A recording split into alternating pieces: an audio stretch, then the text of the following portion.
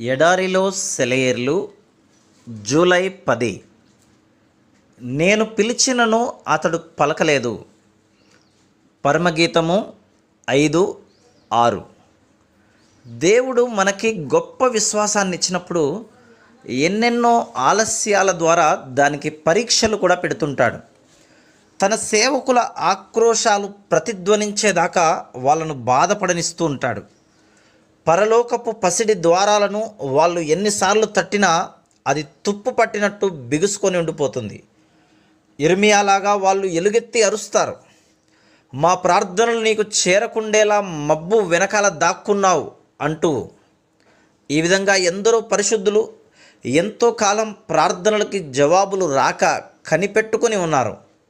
వాళ్ళ ప్రార్థనల్లో తీవ్రత లోపించిందని కాదు, అవి దేవుని దృష్టికి అంగీకార యోగ్యాలు కావన్నది సరికాదు. ఎందుకంటే ఆయన సర్వాధికారి. అలా ఆలస్యం చేయడం ఆయనకిష్టమైంది, అంతే. తన చిత్తం చొప్పున ఆయన ఇస్తాడు.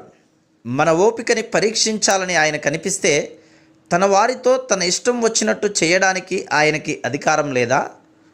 ఏ ప్రార్థన వృధా కాదు. ప్రార్థన ఊపిరి ఎప్పుడూ నిరుపయోగం కాదు. ప్రార్థన నిర్లక్ష్యం పాలవడం లేదా సమాధానం రాకపోవడం అనే ప్రసక్తే లేదు.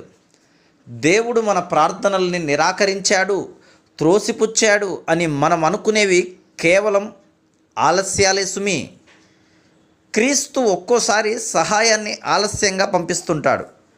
మన విశ్వాసాన్ని మెరుగుపెట్టాలని, మన ప్రార్థనల్లో జీవం ఉట్టిపడాలని ఇలా చేస్తాడు.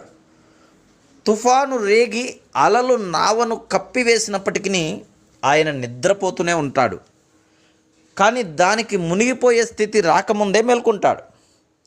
ఆయన నిద్రపోతాడు, కానీ సమయానికి మించి నిద్రపోడు. సమయం మించిపోవడం అన్నది ఆయనకు లేదు.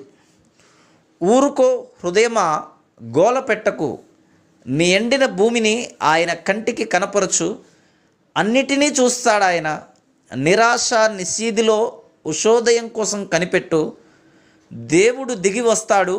దయతో ఎండిన నదుల్ని నీటితో, మృత్యు చీకటిని వెలుగుతో నింపి బ్రతికిస్తాడు. Praise the lord.